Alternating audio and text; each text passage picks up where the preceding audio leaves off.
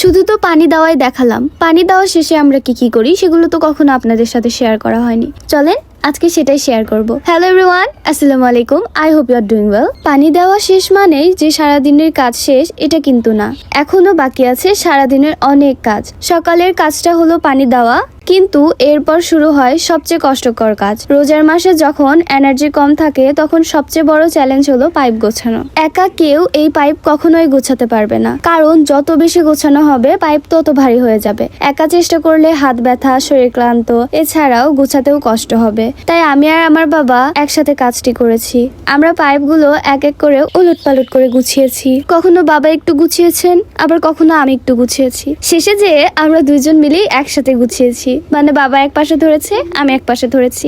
এভাবে সময়ও কম লাগে, শক্তিও বেশি লাগে না, আর দ্রুত কাজ শেষ হয়। দেখুন আমার বাবাটা কত ভদ্র, ওকে কোলে নিলে একদমই নড়াচড়া করে না।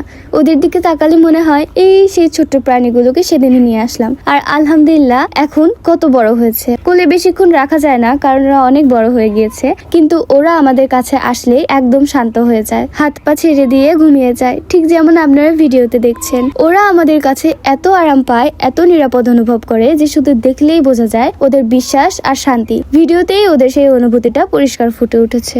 পাইপ গুছানো শেষে আমি আর আমার বাবা চলে গেলাম আমাদের ঘাসের জমিতে। এটাই হচ্ছে সেই বড় ঘাসের জমি। আপনারা আশেপাশে খেয়াল করলে দেখতে পারবেন এই জমির উপরে কোনো গাছ নেই, একদম ফাঁকা। যদি আপনারা এইভাবে জমি তৈরি করেন তবে পরবর্তীতে কোনো সমস্যা হবে না, কিন্তু যদি আপনাদের ওই জমিটার মতো গাছের নিচে ঘাসের জমি করেন তাহলে পরবর্তীতে প্রচুর পরিশ্রম করতে হবে। এই বড় জমিটা আমাদেরকে বেশি কষ্ট দেয় না, কারণ এখানে শুধু আগাছা পরিষ্কার করে ঘাসের গোড়া বেঁধে দিয়ে পানি দিয়ে দিলেই কাজ শেষ। ঘাসের বোঝাটা আমি নিজেই নিতে চেয়েছিলাম, কিন্তু বাবা বললেন তুমি নিও না মা, তুমি রোজা আছো, সারাদিন অনেক কাজ করো, আর আজকে প্রচুর রোদ, প্রচুর গরম, তাই তুমি নিও না। তাহলে কি আর করার, বাবা যখন দিলই না আমি আর কি করতে পারি। তবে পরবর্তীতে কিন্তু আমি ঠিকই নিব।